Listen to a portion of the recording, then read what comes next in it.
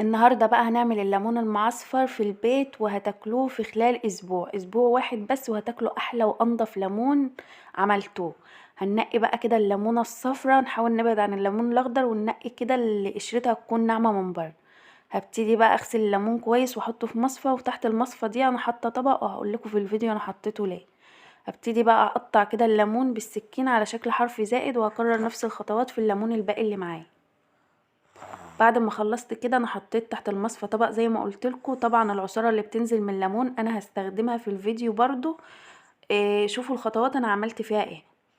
اول حاجه بقى جبت كده ميه وتكون بتغلي، حطينا بقى فيها الليمون كده، هننزل بالليمون واحده واحده وهنسيبه بقى لمده 5 دقايق بعد الغليان، عشان نحاول نسيبه اكتر من كده عشان ما يتهريش معانا. بعد الغليان بيفتح بيبقى بالشكل ده. ابتدي بقى اشيله كده في مصفى واصفيه خالص واسيبه يبرد لحد ما اعمل الحشو. جبت بقى طبق وبشرت فيهم بقى جزرتين تكون كبار، وهبتدي بقى احطهم. وحطيت كده معلقة كده يعني كبيرة كده من الفلفل الاحمر، وممكن تزودوا فلفل احمر بيدي طعم احلى كمان. معلقتين كده من حبة البركة، ومعلقة كده صغيرة من الكركم، ومعلقة ونص كده من الملح، وكيس عصفر ب5 جنيه من عند اي عطار.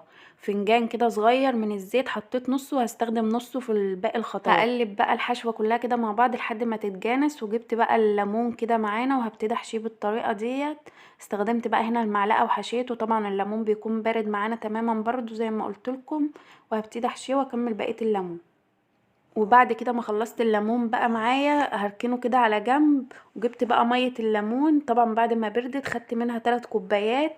وكل كوباية هضيف عليها معلقة من الملح، يعني 3 كوبايات مية و3 معالق من الملح. وحطيت بقى ليمونتين على شوية الليمون اللي كانوا في الطبق وقلبتهم مع بعض.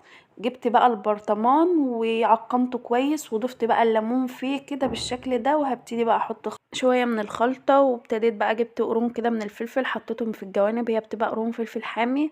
ورصيت باقي الليمون. وجبت بقى هنا المية اللي احنا عملناها غطيت بها بيدوبك بس الليمون.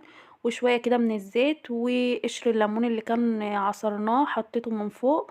وجبت كيس من اكياس التلاجة وكررت العملية في باقي البرطمان التاني. هسيبه بقى اسبوع كامل وهنشوف النتيجة بعد اسبوع شكله بقى ازاي.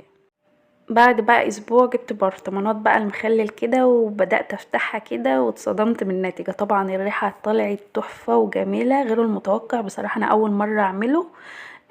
حبيت بقى اجربه معاكم. قطعت كده الليمون حسيته لسه جامد شوية، يعني هياخد مننا اسبوع كمان عشان اكون صريحة معاكم ما اكونش بخدعكم. ده مش لمدة اسبوع، ده هنسيبه لمدة اسبوعين وهيبقى بصراحة طعمه جميل جدا. هو طعمه حلو بس هو لسه يعني عايز يدوب معاكم كده شوية، فهنسيبه كمان اسبوع. لو عجبكم الفيديو ما تنسوش بقى اللايك والشير، وان شاء الله اشوفكم في فيديو جديد على خير.